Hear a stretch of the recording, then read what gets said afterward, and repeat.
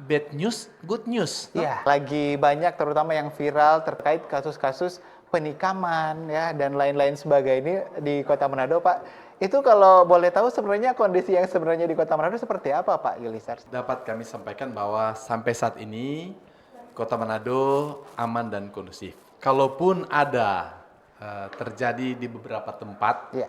ada tawuran atau ada beberapa kejadian kriminal, itu bersifat parsial, Oke. tidak menggambarkan keseluruhan dari Kota wilayah Kota Manado. Manado.